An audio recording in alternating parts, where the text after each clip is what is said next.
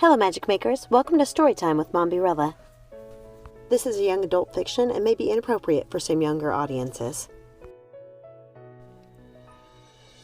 Mother Knows Best, A Tale of the Old Witch by Serena Valentino. Copyright Disney Enterprises Incorporated, 2018. Chapter 24, The Queen of Nothing. The soldiers had taken their time eating cake and drinking their tea. It wasn't until sunrise that Mrs. Tittlebottom saw them off with baskets bursting with ham and cheese sandwiches, a walnut cake, chocolate cookies, and other baked treats. "Thank you, Mrs. T," called one of the soldiers as they started back to the kingdom. "Goodbye, dears," she said, waving them away with a big smile on her face, until she saw them disappear over the bridge. Gothel was waiting for her at the cellar door when she opened it. "You poor dear, come out of that cellar." "You were very impressive with those soldiers, Mrs. T. You really were. I think you've dispelled any notion that the Queen of the Dead lingers here." "And does she?" asked the old woman. "Never mind," she said. "I don't want to know." "I'm the Queen of Nothing," said Gothel, sitting on a chair and catching her breath. "Was that you lurking out there in the field, my lady? I thought it was you, but—" Gothel sighed. "I'm afraid that's another question you'd rather I not answer." "Too right. Well, then what will we do now?"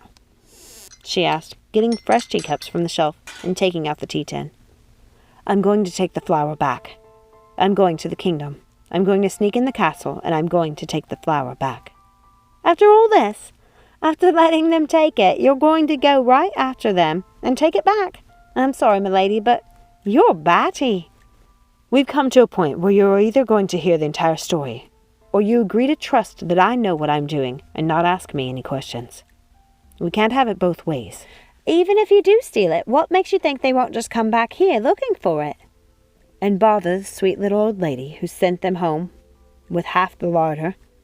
An old woman who didn't even know she had the flower to begin with? I don't think so." Miss Tittlebottom seemed to be taking what Gothel was saying into consideration. True, she said, filling the kettle with water and putting it on the stove. "I think you're right. Now listen, you don't have to stay if you don't wish. I won't blame you, Mrs. T. What you did last night was very dangerous, and I appreciate it.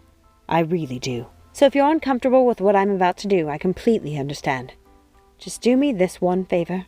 Please stay here until I get back.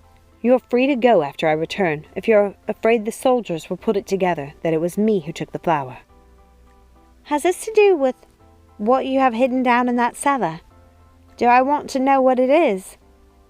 "I will tell you if you really want me to." "No, Gothel, I don't think I do."